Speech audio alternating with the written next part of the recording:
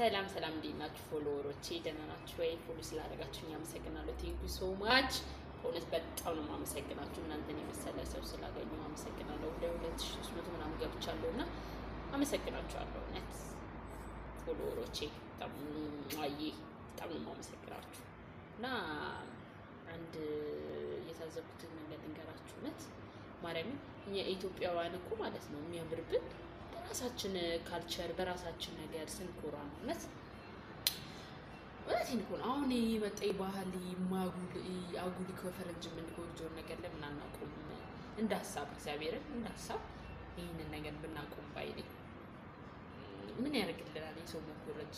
በራሳችን አንኮራም፣ በራሳችን እንትን አንደሰትም።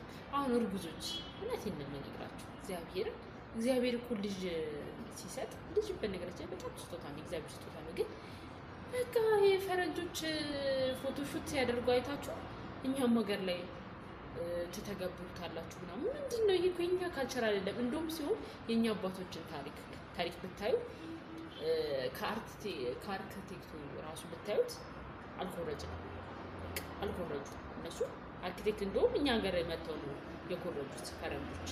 ምን አለ አባቶቻችንን እንኳን ፈለግ ብንከተል፣ ምን አለ ለሚመጣው ትውልድ አጓጉል ነገር ባናስተምር ምን ችግር አለው? ለዚህ ነው የምነግራችሁ። ይሄ አጓጉል ባህል የኛ ያልሆነን ነገር በፊት ድሮ ሽማግሌ ተልኮ ማዕረግ፣ ከዛ የሰርግ ቀን ተቆርጦ ምናምን የኛ ባህል። አሁን የመጣው በሽማግሌ ከዛ ካላስ ትወጣላችሁ፣ ከዛስ ጾታ ማወቅ ምናምን። ይሄ የፈረንጅ ባህል የኛ አይደለም። እውነት ለመናገር ኬንያ አላመጣችም።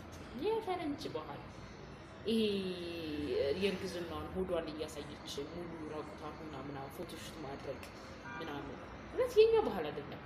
ልጃችሁንም አታስለክፉት፣ ለሴጣን አሳልፋችሁ። እነሱስ ቢያንስ እምነት ስለሌላቸው። እኛ ግን ኢትዮጵያውያን በእምነታችን የምንታወቅ በጣም አማኞች የምንባል ነን።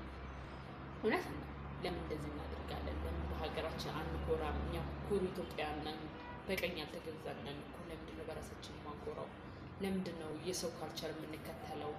እውነቴን እኮ ነው። በራሳችን ካልቸር ለምን እንኩራ ለማለት ነው። አንደኛ ለሚመጣውም ትውልድ እኛ ለምንወዳቸው ልጆችም የምናስተላልፈው የራሳችን ንጹህ የሆነውን ታሪካችንን መሆን ያለበት እንጂ የሌላ ሰው የባዕድ ሀገር ታሪክ ነው ብለን ወደኛ ሀገር ማምጣት ተገቢ አይደለም። እንዲህ ሴቶቻችን ስተማሩ ባሎች ስለምንድን ነው ዝም የምትሉት? ሴቷ እንደዚህ ተገላልጣ ፎቶ ሹት ስታደርግ ዝም የምትሉት በጣም ያሳፍራል። እና ይህን ነገር ትንሽ ብታስተካክሉ ባይኔ። ፎሎ እያደረጋችሁ ፎሎ ጋይስ ፎሎ